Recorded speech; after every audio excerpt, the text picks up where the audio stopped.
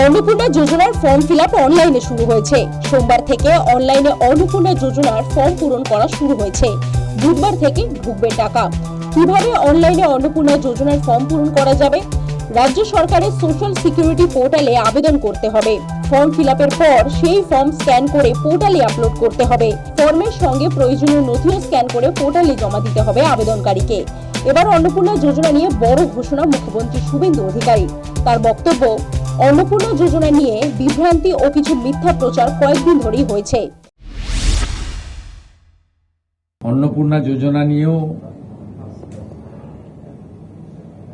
কিছু বিভ্রান্তি, কিছু মিথ্যা প্রচার গত 2-3 দিন ধরে যারা চালিয়েছিলেন, এখন তারা নিজেরাই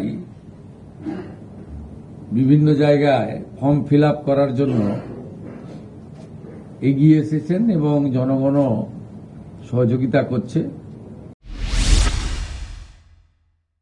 শুভেন্দু অধিকারী আরো বলেন, বুধবার থেকে টাকা পাঠানো শুরু হবে। প্রতি সপ্তাহে প্রশাসনের তরফে ব্রিফ করা হবে কত সংখ্যক ভেরিফাইড হলো। নিয়মিত 2 লক্ষ ভেরিফিকেশন হচ্ছে অন্নপূর্ণা নিয়ে। আমরা এর আগে অফলাইনে চালু রেখেছিলাম, আজ থেকে অনলাইনেও চালু হয়ে গেছে এবং আমাদের 20 জন আধিকারিক, প্রিন্সিপাল সেক্রেটারি লেভেলের অফিসার জেলায় জেলায় গিয়ে এই কাজ মনিটরিং করছে এবং আমরা আশা করছি বুধবার খুব বড় সংখ্যায় আমরা ট্রান্সফার করব এবং সেই দিন রাজ্যের বিভিন্ন ব্লকে, এসডি অফিসে, মিউনিসিপ্যালিটিতে এই কর্মসূচি সূচনাতে আমাদের ছোট একটা ইভেন্ট হবে এবং আমরা নবান্নর সভাগৃহ থেকে রাজ্য মন্ত্রিসভার সদস্যদের উপস্থিতিতে একটা মিডিয়া ইভেন্টও করব। মুখ্যমন্ত্রী এদিন লক্ষ্মীর ভান্ডার নিয়ে বড় পর্দা ফাঁসের কথা বলেন। জানান, বহরমপুর থানায় 22টি ভুয়ো অ্যাকাউন্ট পাওয়া গিয়েছে, যেখানে তথ্য মিলেছে পুরুষেরাও লক্ষ্মীর ভান্ডার টাকা পেয়েছে। শুভেন্দু আরো বলেন, অবৈধ অনুপ্রবেশকারীরাও টাকা পেয়েছেন।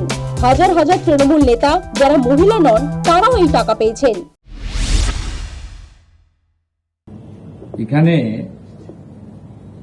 এখনো পর্যন্ত 22টা ফলস অ্যাকাউন্ট পাওয়া গেছে, যেখান থেকে মহিলারা নয়, পুরুষরা লক্ষ্মীর ভান্ডারের টাকা নিচ্ছে এবং এটা অনেক বড় সংখ্যা হবে।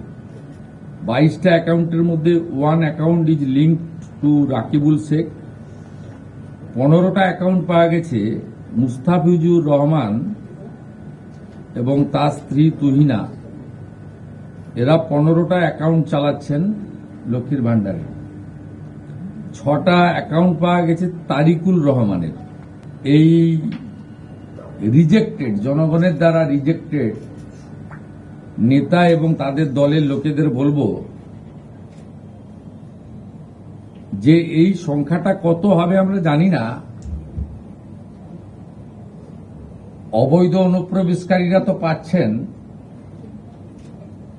তার সাথে সাথে হাজার হাজার তৃণমূল কংগ্রেসের নেতা যারা মহিলা নন বা এই কর্মসূচির আওতায় আসেন না, তারা লক্ষ্মীর ভান্ডার লুট করছেন। এদিন নবান্ন থেকে শুভেন্দু অধিকারীর হুঁশিয়ারি, সিট গঠন করে তদন্ত হবে। আর্থিক তছরূপের মামলা করা হবে ধৃতদের বিরুদ্ধে। 30 লক্ষ ভুয়ো অ্যাকাউন্টে এই লক্ষ্মীর ভান্ডারের টাকা গিয়েছে বলে দাবি করেন মুখ্যমন্ত্রী। News time.